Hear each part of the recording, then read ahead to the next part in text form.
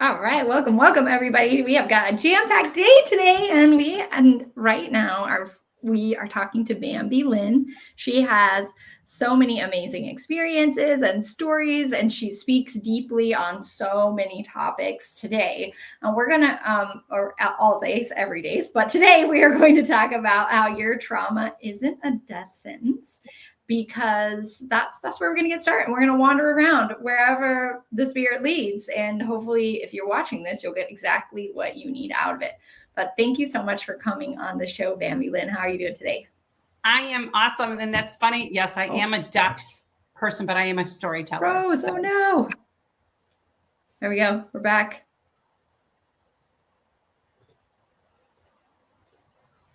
All right, Bam, you're back. Sorry for a second. That wasn't very nice. I had some stories to tell. I know. We're back. Go for it. No, I love the title. Just a couple days ago, I thought about the fact that so many people live in their trauma, and we get bombarded by our trauma, and our trauma, really paralyzes us. But if we realize through our lives that our trauma is not a death sentence, but it are lessons that we can learn. And they are also gifts. Once you finally are able to deal and able to forgive and able to walk through the muck of trauma and realize that the trauma that you've been through in your life isn't about you, that what people did to you, it had nothing to do with you. It had to do with their own lives. But now you have to take that trauma and you have to create something that you get to become, something that you were never meant to be, but yet you're still a masterpiece. That's beautiful. And I think whenever I wanted to talk, normally I ask a little bit more, but a question came up while you were talking, because I remember reading a quote one time that was talking about Jesus Christ and the atonement, his sacrifice for us, and how it leaves no scars. And some abuse in my life, and at the time I was like, how is that possible? How is it possible that it really leaves no scars? Because it seems like with these really traumatic things, at the time I thought there's no way that people can heal from these really traumatic things and really be like good to go again. And so I want you to speak to that. Really, how does that work? Is that possible for anyone else out there listening that's had trauma or struggles, that's tried maybe a bunch of different things? Is that really possible? How does that work? What do you see? Speaking of scars, I had a pressure canner blow up on me when I was 24 years old. We were making spaghetti sauce, and the pressure canner lid blew up, and all that spaghetti sauce landed on me and landed on my breast. And I ended up spending 17 days in a burn unit of them trying to scrub off the residue. They tie your hands up, they fill you up with morphine, and they scrub and they scrub and they scrub and they scrub to try to get rid of the residue of that trauma. And then they finally, after 5 days of doing that, they finally said, you know what, let's graft her. Let's just put something over her and graft her. And when I think about that, I think about, so long is that we, as people that have been through trauma, have been through things in our lives, we're trying to scrub the dirtiness of it off. We're trying to not have us look like we have been scarred. And we try to hide the secrets of, our grandparents molesting us, or our, coming from alcoholic homes or being victims of domestic violence. We try to hide that. And then God comes in and he says, you know what? I don't want her anymore to be scrubbed. I want to put a salve over her. And so I guess that's how I think about it. When I think about, is there any scars? There's scars underneath the love of Christ. There's scars underneath of his love that he put over me. And it takes away that once you begin to start understanding that your trauma in your life happened to you, but it wasn't about you. And you just have to go through the process of healing from it and allow God to come in and to put that new skin on my breast, because God didn't want me to sit there on that table being scrubbed and scrubbed and scrubbed, because he saw the pain that I was going through. So his love covered me, if that Yeah, makes sense. that's a great analogy. You just pulled that out, and I didn't even go over these questions before with you, but that was such a beautiful analogy of what you're saying, that there there is a way to look like yourself again, to feel clean, to, and not only that, but it doesn't erase the memory of what happened, but you get to take that with you. You get to be stronger, but you also get to be whole at the same time. Absolutely. It's kind of like, when I tell women too now, I'm 55, so I've been through some things, in my life. And, when I wrote a blog about a woman standing, in front of the mirror naked, and what do we see when we're standing in front of the mirror naked? And at first, when I first got burned and I saw what I saw, I felt ugly. And, you have to remember that I was in my 20s. So, in your 20s, you're feeling ugly anyhow. I had 4 babies under the age of 5 years old at 22 years old. Wow. I've had life. I had stuff that has dealt with. But now that I'm 55 and I look into the mirror, all of the scars and all of the rolls and all of the gravity falling all tells a story. Yeah. Now I can look in the mirror now and I can see the gravity falling and tell the story that I had the privilege and the blessing to nurse 6 babies. Yeah. So Wow. it changes the thing. Now I look at the rolls and the muffin tops and look and can say, wow, I fed 6 children and had people at my house and celebrated people. That it begins to tell a different story, because the more that you become who you were always meant to be, and the more that you give up and get rid of the muck of life and stop blaming yourself for the muck of life, you can then look at yourself in such a beautiful way. The scars that I have, the cellulite, I had identical twins that Wow. took my belly and stretched it till it couldn't stretch anymore. So am I going to look at those stretch marks and say, oh my goodness, I'm so ugly? Or am I going to now change the narrative and say, wow, I gave birth to twins? And that becomes my story. I think that the older we get as women, we start changing the narrative.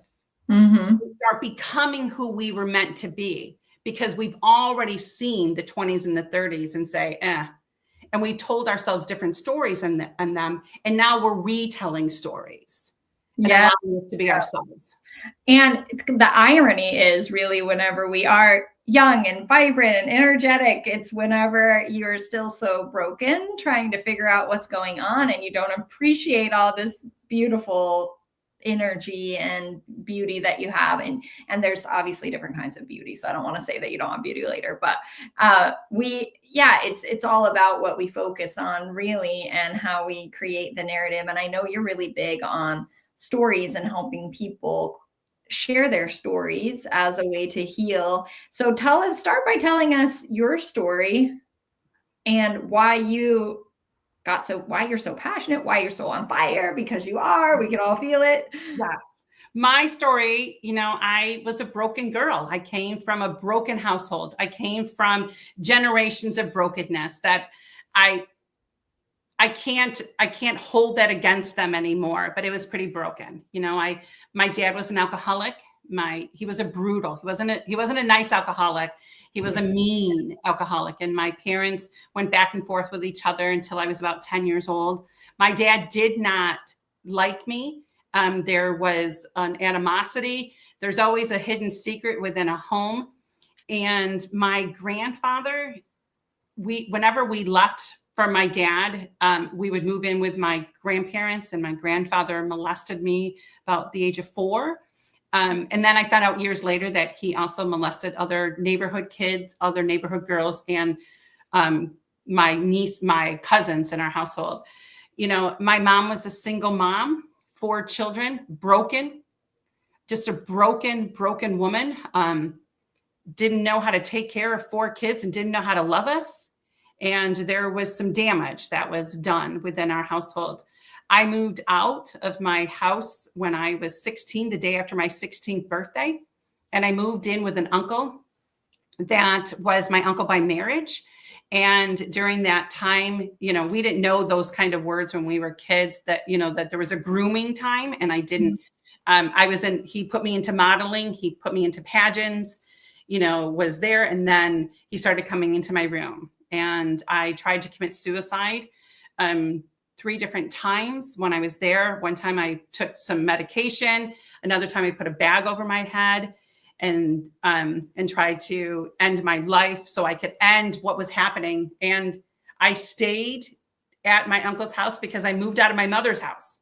So you have to like put this in your head. Why are you staying? Well, where was I going to go? And then I didn't know how to go back to my mother's after all that pain. Finally, I did go to the school nurse, and the school nurse said, we were waiting for you, and come to find out he had sexually assaulted many women, and he spent time in prison and things like that.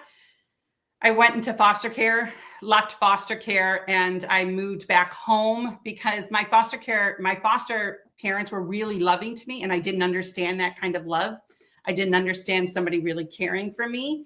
So I left. I did something stupid, and instead of living up to it, I decided to run away from them. And I moved back to my hometown. And there was a gentleman that had known me, you know, throughout my life. And he stopped. He's about 10 years older than me, and said, "Oh my goodness, you've turned so beautiful, blah, blah, blah." I'm 16 years old. I had no place to go, moved into his apartment, became his night girlfriend, because he had a girlfriend during the day, became his night girlfriend. And on December 28th of 1986, I went to the bridge in my hometown, and I thought, I can end my life. Nobody's ever going to know that I'm dead. It would take them forever to find me. I didn't feel any significance. So I went to jump off the bridge. A police officer stopped, grabbed me, put me into the backseat of the car, and took me to a psychiatric center. And they did some blood work, did some testing, did physicals. The next day they called me into the office and said, "Did you know that you were pregnant?" And I said, "No, I had no idea." And some people don't understand this, is that I personally didn't think that you could get pregnant if somebody didn't love you. If somebody didn't, I thought pregnancy and children only came when mommy and daddy got married and they fell in love and then a baby was here. So I had no idea how in the world I got pregnant, if that makes any sense to, to people. And I asked him, he told me that people like me don't have babies, that they would have some, different options for me. I asked him if I can go back into my room. And when I was a young girl, I was a church bus kid. So I was one of those kids that the church bus came on Sundays around the neighborhood and picked up all the misfits and all the ones that the parents wanted to spend 4 hours by themselves on Sunday. I was one of those kids. So I knew who Jesus was, but I didn't think Jesus was for me because I was a misfit. But I went into my room that day and I said, if there truly is a God and you really love me, save me and save my baby. And I will worship you and honor you and obey you for the rest of my life. And that was my transformation. That was my aha moment that God was going to do something. Didn't mean things changed a whole lot in society and in life. Life is like a roller coaster. Good and bad run parallel with each other. But I knew that I had that transformation day. And my daughter is 37 years old, and she started the domino effect, of me being a mother of 6 and a nana of 13 grandchildren. Wow. I got married to a guy in our church, in the church. I thought, oh my goodness, I'm marrying a church kid. I'm marrying a church family. Yes. Like that was, he picked me out of everybody. But throughout our marriage, there was a lot of infidelity issues. And the marriage finally ended. He didn't want anything to do with Christianity, didn't want anything to do with being married. And I had 4 children. Homeschooling, devastated, what's going to happen to my life. I stayed single for a little while. And then I met another man in the church. And 2 weeks after we got married, the physical abuse started. And he started hitting me and started demoralizing me, started, just saying, this is what you submit to me and I wouldn't do this. You submit to me and this wouldn't have happened to you. Kind of thing. And we were married for 8 years. And finally, and I stayed married because I knew I didn't want my children to be with him every other weekend and one day a week. I wanted to protect my children. And I wanted my children to be old enough to be able to tell what was happening in our household. So I stayed long enough for my children to be able to do that. So that was kind of like, a lot of the trauma that happened. Yeah. But in between the trauma, God continued to show up. But I tell people, when I was 49 years old, I was asked, somebody said, Bambi, you got to do something different. You got to do something cool because you're going to be 50, do something awesome. And I had just read the Mel Robbins book, The 5-Second Rule. And so they had said, just do something and say yes to something. So I decided to say yes to skydiving. And I decided my daughter and I went skydiving. And I look at this as the parallel of life. When you first start life out, you're cocky as all get out. You're going to be better than your parents. You're going to be richer than your parents. Nothing's going to happen to you. You're just cocky as all get out. And then you get harnessed and you're told to go up into a plane that's 17,000 feet.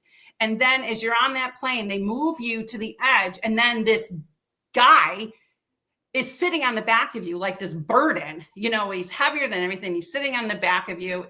And they don't tell you, they don't count to say 1, 2, 3. You just sit at the edge. And then as you're sitting at the edge, they push you out. And then as you're being pushed out, I had gum in my mouth. The gum fell to the ground. I puked and it flew back into my face. I was going down and you look like the dog in the window and how your cheeks are going all over the place. And then he tells you, hey, don't land on your legs and don't land on your feet. You must land on your ass. So here you are trying everything you can to land on your ass. And I'm a little big kind of woman. So I'm a roly-poly landing, on my butt. And he looks at you and he says, wasn't this exhilarating? Wouldn't you want to do it again? You look at it and you go, hell no. Isn't that life? Yeah. Isn't that you get one chance? Do you want to do it again? No. So, life is going to happen. I don't look back at the things that have happened into my life and it doesn't define me anymore, but it took me a long time and it took me on this journey defining, and I've had to fall on my ass a whole lot, but it doesn't matter how many times you fall, but it matters how many times you get up. Yeah. That's like a Japanese saying is, and, you're going through all these experiences and it just sounds like you have experienced almost all of the potential traumas that you could experience. Right. And it's also, I think it speaks to that cycle that happens, like you said, in generations. It also speaks to the prevalence of this that's going on. I think when I was in college, I took some social work classes. I think they said 1 in 4 women has been sexually abused. Yes. And we don't, and I think it was the same percentage for physical abuse in families. It's 2 out of 10 women that are abused within the church. And, I don't want to talk about church or anything, but 2 out of 10 women in the church are being victims of domestic violence and sexual abuse within their marriages and with the church because people don't want to talk about it.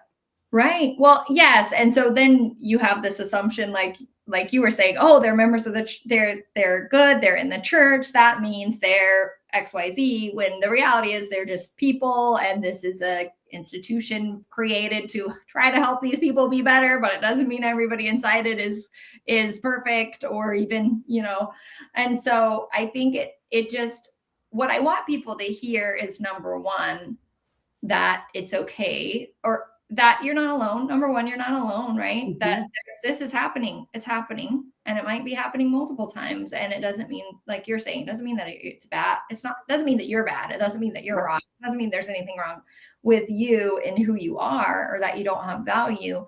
And then the other thing that I hear you saying too is, yes, all that happened. Yes, it's continuing to happen, but there is something that it creates inside of us, that we can change this and we can turn this into something bigger. And it goes along the line, Michelle, of the fact that you get to a point of being sick and tired of being sick and tired. When people ask me, where did the healing begin? What happened that made you be, who you are today and on that thing?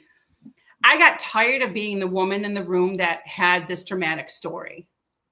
I got tired in the room of having people having to listen to my story and having them pat me on the back. At first, it's amazing. At first, it feels dopamine that people are covering you and they're holding you and they're, and they're there for you and they're going, oh, but then that doesn't last. That doesn't continue to go, because after a while, it's just like any kind of trauma. When you have a death in the family, people are around you for a good 3 weeks. And then after that 3 weeks, you're by yourself. When you have a baby, people are around you for a good 3 weeks. They're making dinners for you. They're coming, they're helping you do laundry. But then after that, you've got to live your life your own. And that's kind of like what happens with trauma, is that people, if you keep being the person in the room that keeps wanting that and always, people start walking away. Mm-hmm. Because I've already heard your story. And I got sick and tired of being sick and tired of being sick and tired. And I decided, you know what? There is an elephant in the room. The elephant was the infidelity, the domestic violence, the assault, the teenage pregnancies, and the suicide. That was an elephant in the room. But then I had to get to a point of being okay with that elephant, to move that elephant out of the room and move my elephant into the room. And start dealing with my elephant, to start dealing with, why did I pick the people that I picked? To start dealing with the stories that I was telling myself, to start dealing with the trauma and reinventing who I was supposed to be. Viola Davis writes her memoir, which is if anybody wants to read an incredible memoir, Viola Davis does an amazing job on her memoir. And there was a scene in her book that she was in counseling, and her counselor said, Viola, your 8-year-old self already survived for you, already went through the stuff for you. You don't have to go back there anymore. And that was like, whoa. Right. Yeah. That's already done. All Viola has to do is now march forward. She doesn't have to keep going back to that little girl, because that little girl already survived it for her. Mm-hmm. So Viola doesn't have to survive being an 8-year-old girl anymore. Yeah. I don't have to survive being a 4-year-old little girl anymore. I don't have to survive being a victim of domestic violence anymore. Yeah. That to me is profound. I don't have to survive anymore. I have to find my voice and to become who I was always created to be. I have to decide the crossroads. When my children were little, I homeschooled my kids for 27 years. And every year we would do a big activity, and we would learn something, and we learned the Oregon Trail. And so in the summer, I always wanted to do something that went along with what we learned. So when we went, I found a place that would take us on a covered wagon ride. You can go on a covered wagon ride for 2 nights and 3 days. Oh, that's cool. And it was in Amish country. So the Amish fed you in the evening. And what happened in the morning is a bus came, picked you up, took you to the wagons, and then you drove, didn't drive. You were in the wagon and you ended up in Amish country, and they fed you. Great idea. It was an amazing idea. But the problem was it rained the whole entire time that I was there. Wow. It rained for all the time. So it was muddy, and we slept in a tent. So we had to pitch the tent, and I'm a little bougie. So they had to help me pitch a tent because they didn't know how to do it. And in order for us to get our food, we had to go through this path to get to the field where the tent was that the Amish had set up. Well, when you go through that path is where the horses went and all the people went through. So now you're getting in your head. So it was muddy, it was raining, and it was shitty. There was tons of crap all over the place. So I had to make a decision. There was a crossroads in my life. I had to make a decision. I had to look at my children and say, I'm either going to make or break this vacation. So I looked at my children and I said, you know what? Take your shoes and socks off. We're going barefoot. And so we went barefoot that whole time, walking through this horse manure, walking through mud, and then in the evening, there was an Amish buggy and horse and buggy that was there during the day, but then in the evening it was gone.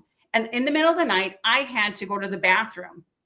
Pitch dark, because it's Amish country, pitch dark. So I have to walk to the dugout, the outhouses, to go to the bathroom.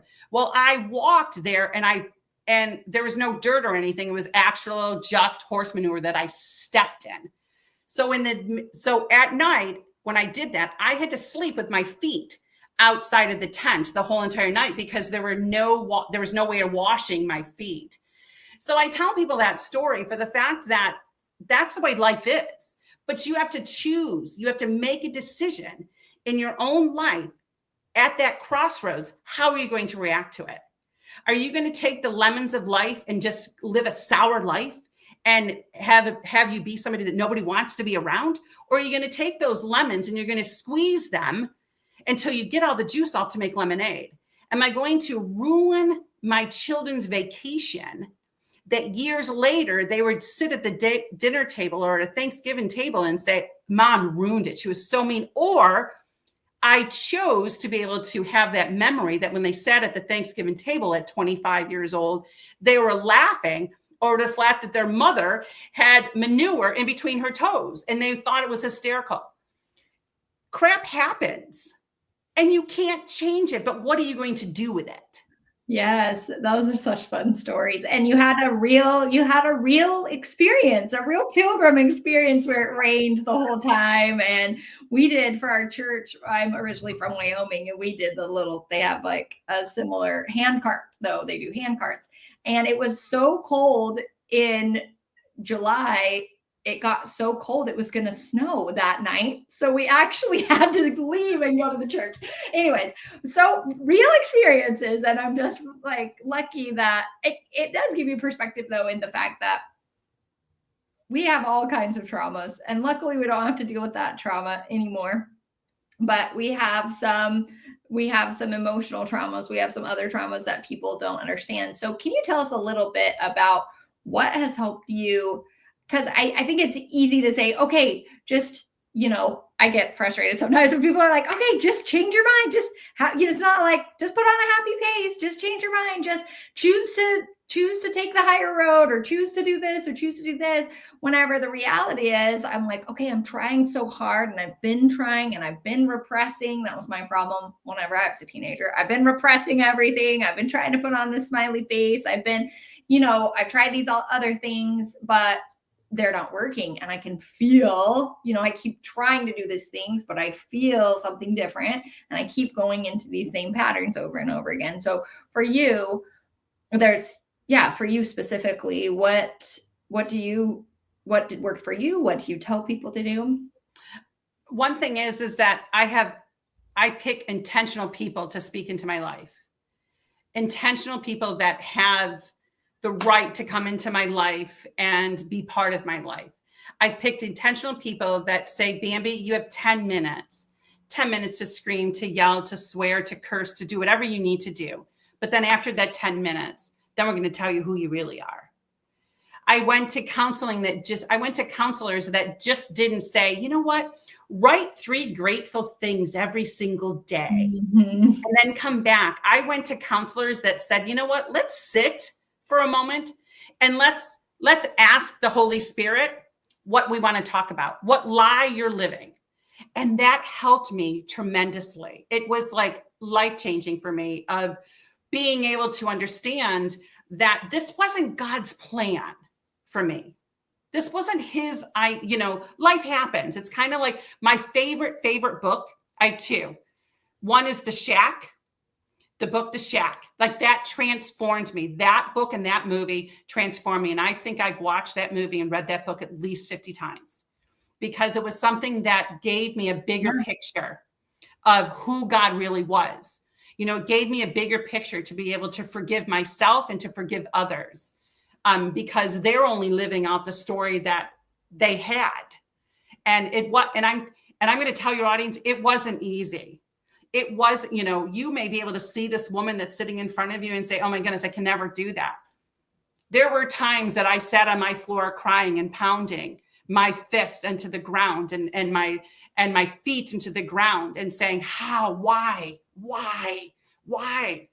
So it wasn't easy for me too. But then after a while, you begin to start getting rid of all that, because I think that we need to, as people, we also need to grieve the death of promises. We need to grieve the death of who I was supposed to be, and you took that away from me. Yeah. I need to grieve what situation that I was in and take responsibility for those situations. I need to grieve the fact that a man decided that it was okay to hit me.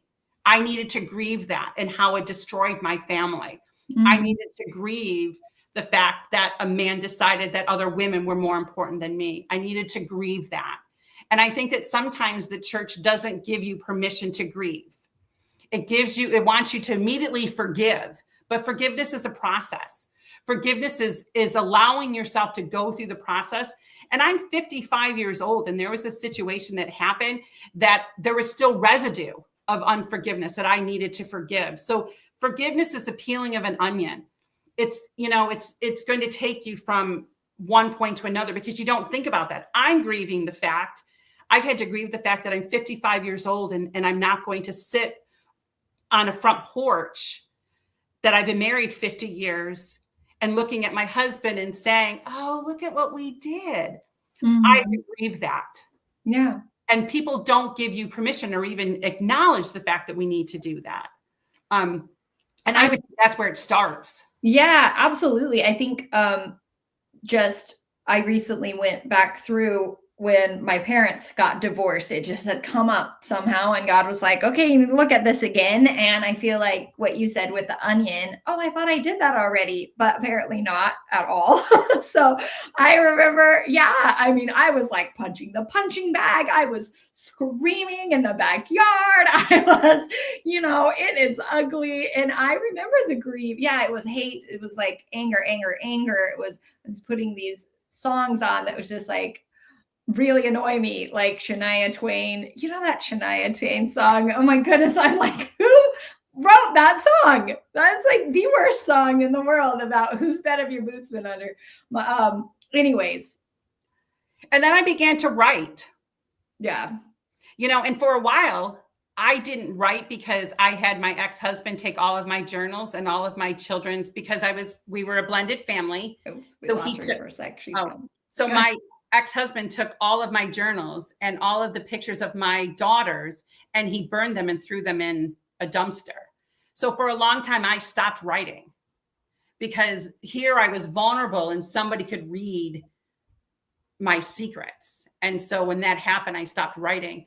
But then I knew there was a story in me. I knew that I needed to write my story, and I needed to go through enough forgiveness and enough of my healing and stuff like that to be able to write my story. And I remember, the Journey of Josephine will be 2 years old in June.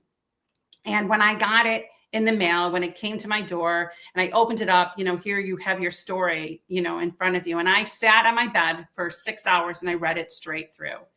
And I cried and I healed, more. And I realized, oh my goodness, this poor little girl, what she's gone through. But then I closed my book and I said, you know what, God, I'm not that person anymore. But you know what? I want to find her. I want to now find that woman, find that person, and give them the courage and the bravery to be able to write their own. My story was not written for me. My story was written because somebody else needed it. Somebody else needed to say, oh my goodness, this woman was willing to tell her story and she told her story. Now I think I can tell mine. That's why I say, that your story is somebody else's first aid kit. They need to know that somebody else behind them, in front of them, has walked it. They need to know that you survived it. They need to know that you once were lost, but now you're found. They need to know that you once were crippled, but now you get to walk. They need to know that there are people out there that have had some really damaging things to happen to them.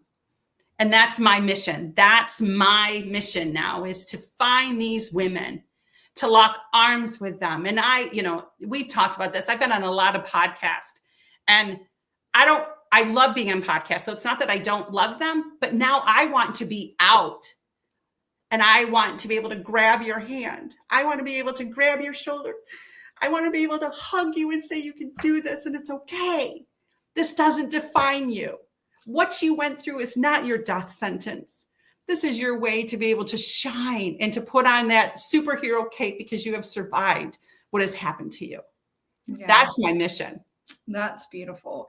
And your passion goes through, and it's a mission that's needed, because again, these women are hiding. They're hiding. They're afraid to tell their story. It's scary. And they need people like you who are going to stand up and say, I've been there and I understand. And there's a way through this. And part of that is writing your story. Part of that is empowering other people. And there's something bigger for you. So if you want to learn more from Bambi, then you can go to healingthroughstories.com. That's your blog is there. Tell us a little bit more about how we can learn more from you. Yeah, I do write weekly. And I also allow, if anybody wants to ever write their story, I do allow people, women, to write their stories and put them on my, blog. It can be anonymous, but I just think that sometimes we just need to hear that more people have done it. We need to just hear that there's more people locking arms together. And culturally wise, race wise, color wise, we all have the same story. We just live in different cultures, but we all lock arms with the same story. So that's my mission, is to make sure that women are able to have their voice. And so I do give them an opportunity that if they do want to write their story on my blog, and then they can put their stuff on. That's where I sell my books, but they are on Amazon, and you can get them at Barnes and Nobles and things like that. So I just want women to be free. Yeah. Because boy, does it feel good to be free and not bound down, by your past. Your past doesn't have to define you. Absolutely. That's beautiful. We will end with that beautiful sentiment. Thank you so much for coming. You're so welcome.